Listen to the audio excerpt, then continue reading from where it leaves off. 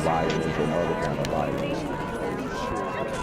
Guess what? I could be at work, at school, in my car, and I can still get shot by the police.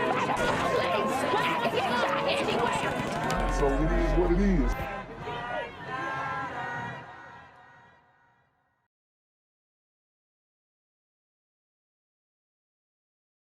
What's good, YouTube? It's the Black Gen Z Mindset. Make sure you go ahead and like, comment, share, and subscribe. Let's get into the video. So guys, just wanted to give you an update on what's going on in the Athens Clarke County area. Apparently there was a shooting, a double shooting on Saturday evening.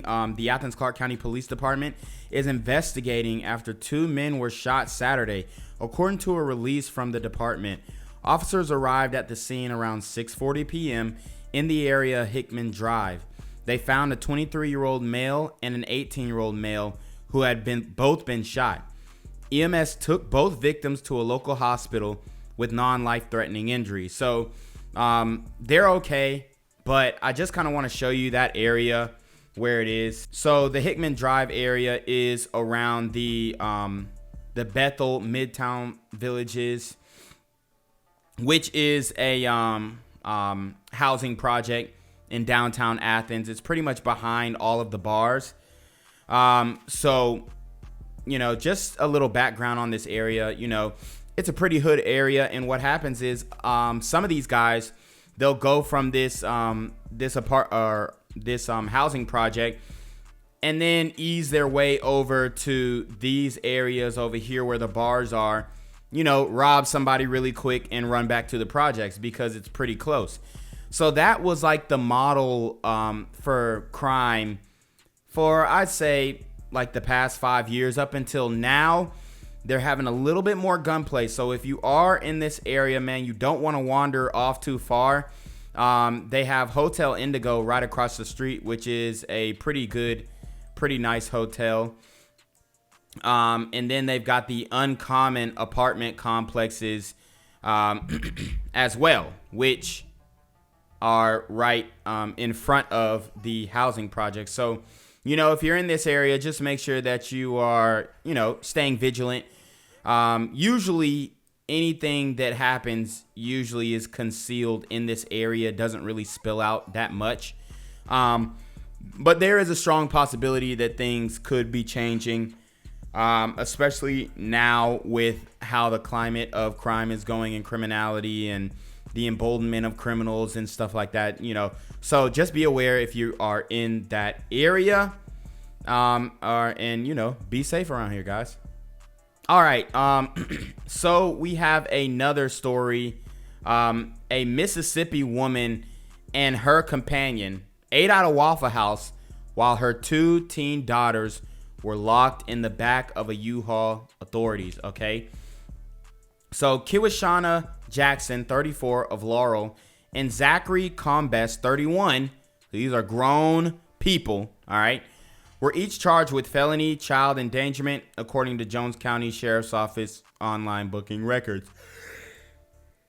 According to the Laurel Police Department, Jackson was eating at a Waffle House in Laurel on Wednesday, while the 2 girls, aged 12 and 16, were in the back of the U-Haul van.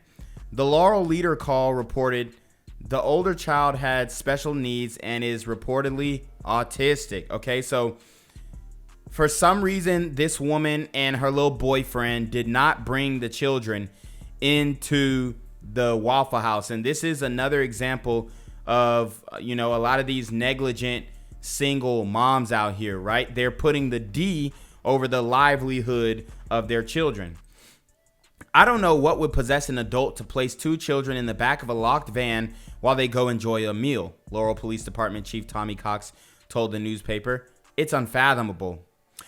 Well, it's not unfathomable in this day and age with a lot of the entitlement of these women and their disdain for being a mother and being a single mother at that, and the disdain for a special needs kid. You know, a lot of these parents, that if they have a special needs kids, they have some type of animosity, resentment towards these children. So that is that's a real thing. That's a real occurrence that's going on out here. So Area residents alerted authorities about the two girls Wednesday evening, and police arrived to find Combes sitting in the front of the vehicle, the newspaper reported.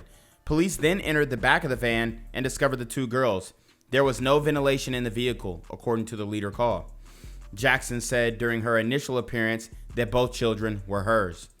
Police observed blankets and a mattress in the back of the van, the leader call reported.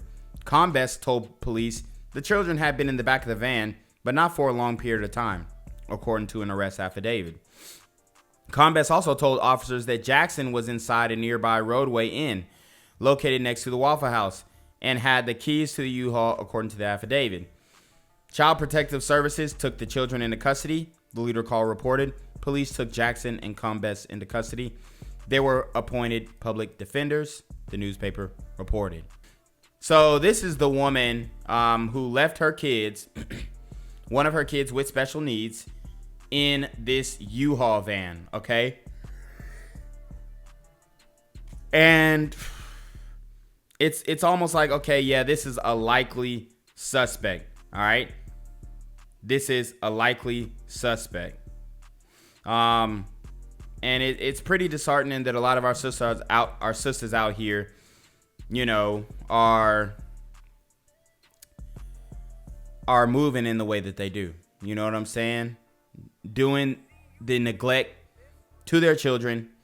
It's wild, okay? And we do plenty of videos on the brothers, but I had to let you know that a lot of these sisters is on demon time too. So it's super unfortunate. Story is hard to watch, but difficult to ignore. Bodycam video showing the deadly police encounter 2 years ago in Louisiana with a suspect after a high-speed chase. Miguel Almaguer has more.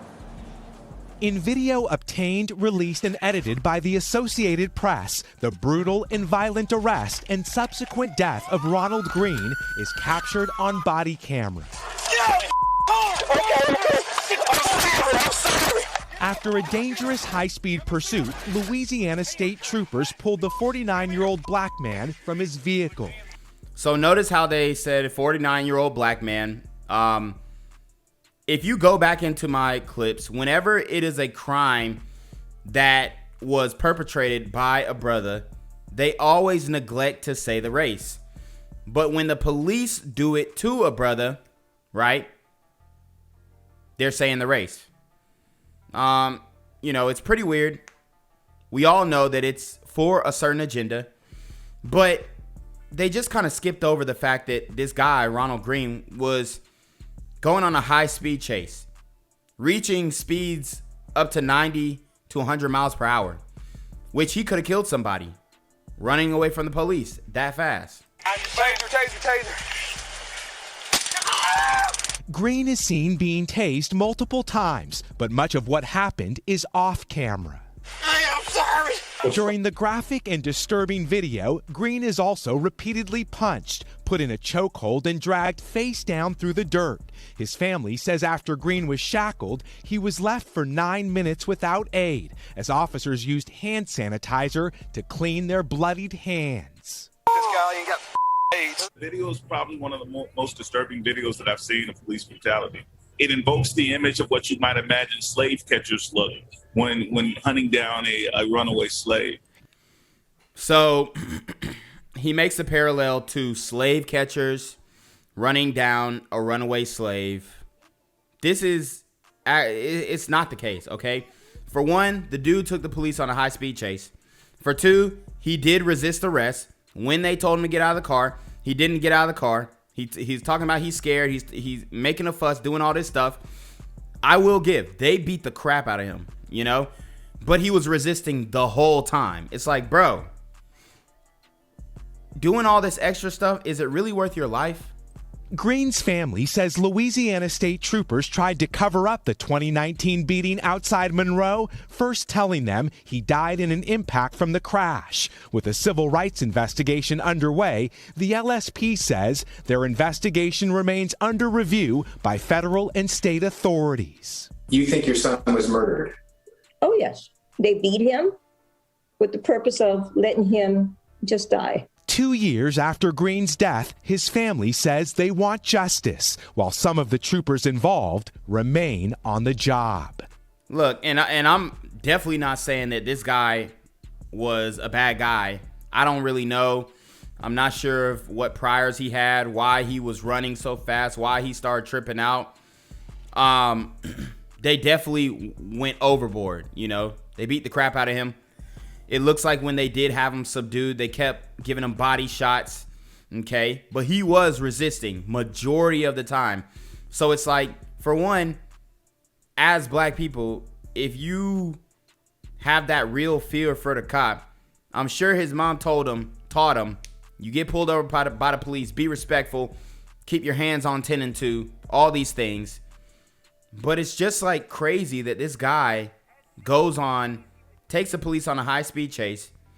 When they tell him to get out of the car, he's still resisting. It's like, bro, what do you expect is going to happen? I don't get it.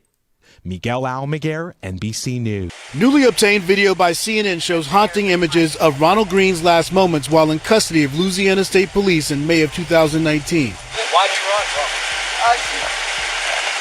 All you was doing was speeding a little bit and run a red light. The video shows what appears to be a supervising officer arriving on... So you heard what the officer said. He said, why did you run? All you were doing was speeding and running a red light. I mean, bro. Seriously, like, for real. Maybe he ran, dumped something, you know, on the way, whatever. They didn't find anything on him. But it's like, dude, even if you did decide to run, when you dump your stuff, when you get far enough, man, pull your car over, step out of the car and go ahead and make their job easy, bro. Like, what? All the hooting and hollering, I'm scared, doing all this. Like, bro, come on, G. Like, you a grown-ass man talking about you. Like, come on scene, engaging with responding officers while Greene remains cuffed on the ground, face down. After an early video shows him being beaten and tased, police claiming Greene had resisted arrest after attempting to pull him over. Don't you turn over. You lay on your belly. Lay on your belly. Yes, sir. Okay, sir. Lay on your belly like I told you to. You understand? Yes, sir. In the video, we hear Greene in distress as he continued to be restrained by officers. I was going to sit him up, but I didn't want him spitting blood all over us. Minutes after the supervisor engages with officers, medical aid is rendered by emergency personnel on site for the first time. Greene appears to be unresponsive. It took 3 of them to take him down, so you need to consider that. The car visible in the new body cam footage shows Greene's vehicle that sustained damage. Lee Merritt, attorney for the Greene family, says the state police response was outrageous. This was a supervisor who showed up to the scene. He didn't even acknowledge Ronald on the ground. Greene's family says they were originally told the cause of death was a car crash following a high-speed pursuit. This has been a cover-up from the... So, yeah, that's where they messed up. They out here trying to fabricate evidence. And, yeah, I would go ahead and say, yo, this is a case of police brutality. They definitely were heavy-handed in their arrest maneuvers. But my thing is, like, bro, why are you taking off like that? Why are you running like that? Why are you resisting when they actually catch up to you? And that is the accountability that he has to take on, okay? And it ended up costing him his life. Now, with the police, they have a higher calling. They have to be better than that, okay? They should be held accountable. His family should be paid damages, all that stuff. It doesn't bring the life back. But it's just like, man, I think because of this built up hysteria that people, especially black men, are on edge when it comes to getting pulled over, even if it's for something super minor. The very moment it happened, my son wasn't meant to walk away from that. He was purposely killed. He was murdered. But state officials tell CNN that Louisiana State Police were investigating Ronald Greene's death as a criminal matter the same night of the incident. 2 officers involved in the incident were reprimanded for their actions. A 3rd officer died in a single car crash last year. An autopsy report obtained by CNN lists the cause of death as cocaine-induced agitated delirium complicated by motor vehicle collision, physical struggle, inflicted head injury, and restraint. No written incident reports were provided to the medical examiner despite requests. No medical records were provided, neither was detailed information about the car crash. They were left in the dark. They were stonewalled by the state police, which again is another policy that shows how systemic this is. The report also states that lacerations. And bruh,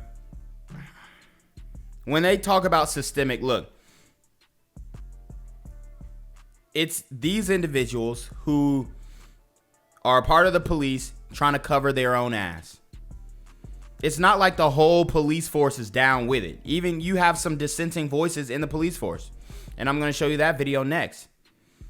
But they're trying to make it something that it isn't. Obviously, they shouldn't have beat him up like that. But my thing is, it's like these dudes try to cover their own ass. And that's why they're in this situation. On Greene's head were inconsistent with the motor vehicle collision injury and most consistent with multiple impacts from a blunt object. Okay, I'm sorry. I'm sorry.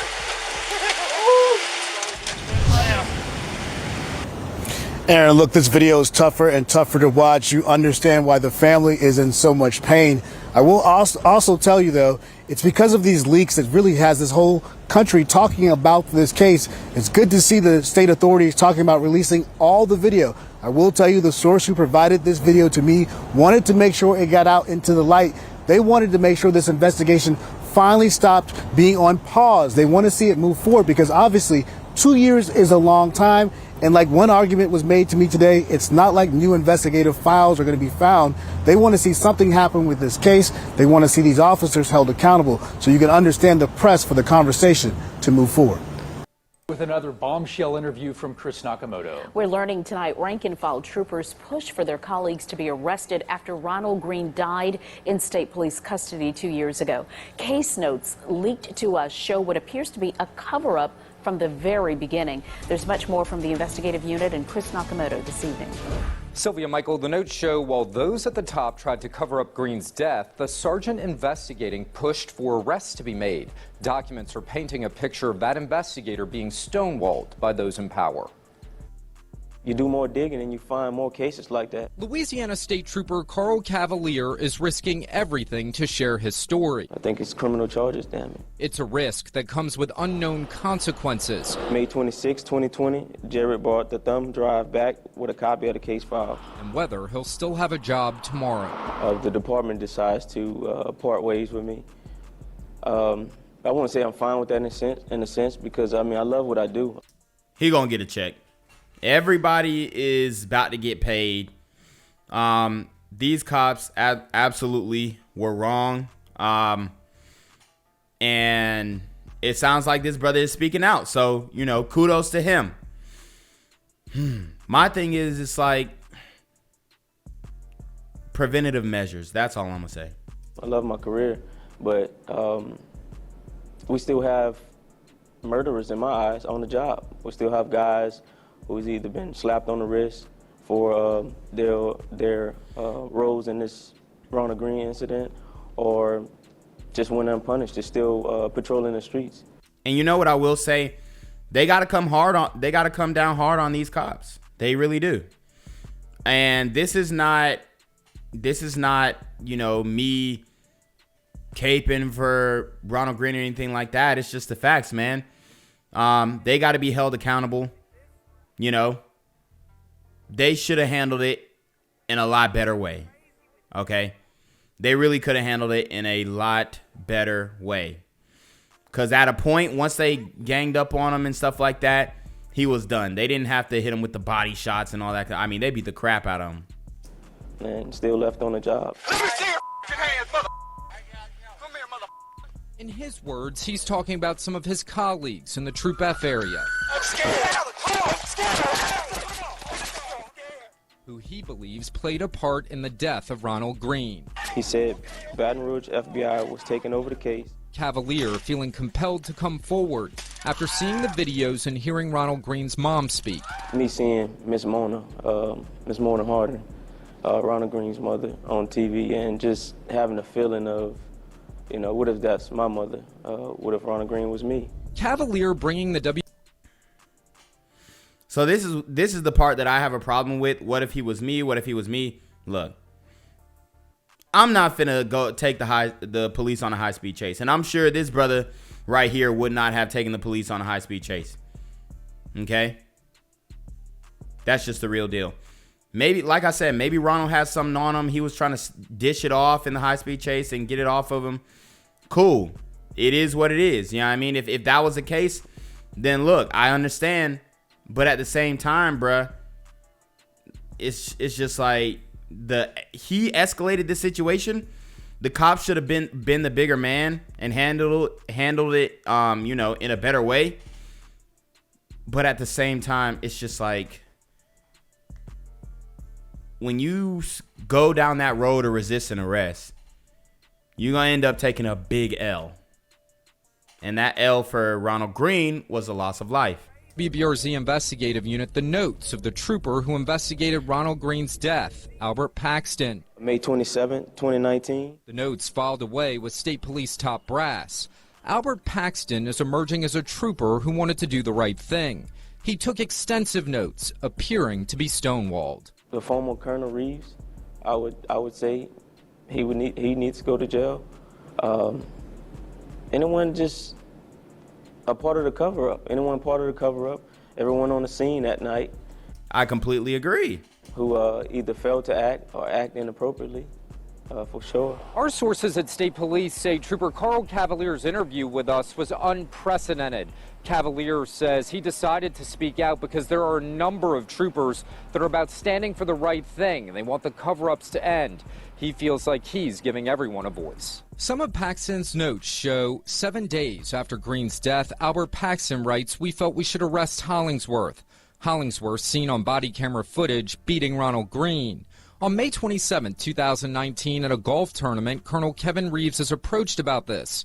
The note shows someone tells Colonel Reeves our concerns and makes him aware of the case. Colonel Reeves says we can't arrest troopers for turning off cameras because it will set a precedent. 2 months later, Paxton notes that ranking state police brass want to argue the crash killed him.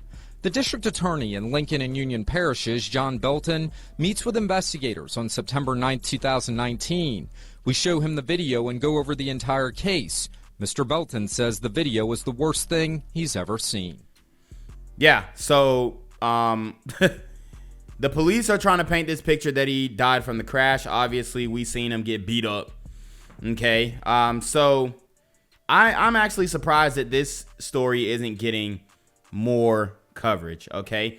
Because I feel like this is a better case to lean on than the George Floyd situation or Ahmaud Arbery situation or Jacob Blake situation, okay? Rashard, what was his name? Rashard Brooks from Atlanta. I think this is a better case to lean on to, okay? Because it appears that this guy, he was on the straight and narrow. He ran from the cops because for whatever reason, ran a stoplight, felt scared, and they beat him senseless. Hollingsworth was able to go. And they're trying to cover it up. Go for a whole year without being punished or investigated because of his supervisors, because of the people around him.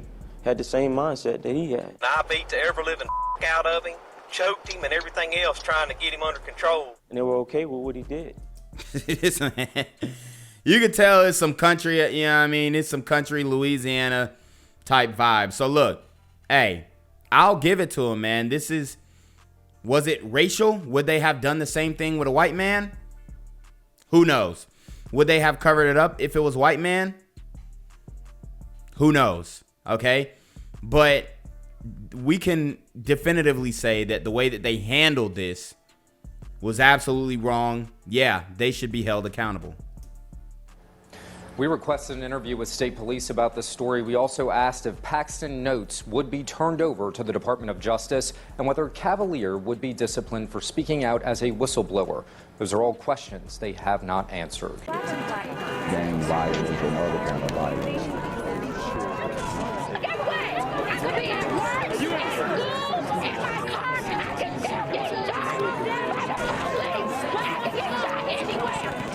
it is what it is.